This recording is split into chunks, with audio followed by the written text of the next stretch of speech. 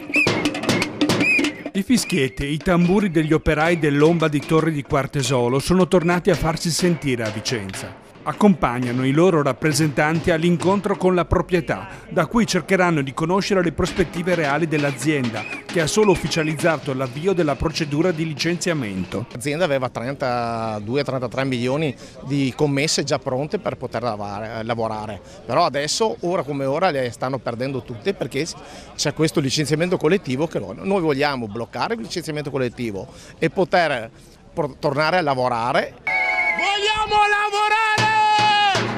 Grande l'amarezza tra i dipendenti che attualmente hanno solo lo stipendio di febbraio garantito. E da quando hanno preso l'azienda in Maya Calza non hanno ricevuto in 16 anni un'ora di sciopero.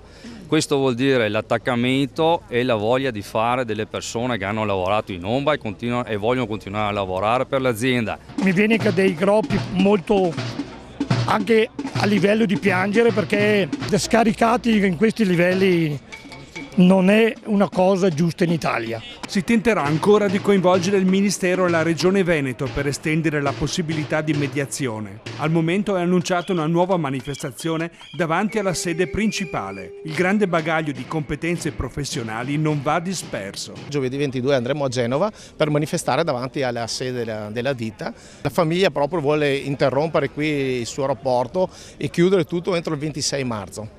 E noi saremo tutti quanti a casa di sicuro. E noi vogliamo interrompere questo perché noi ci crediamo all'azienda ancora.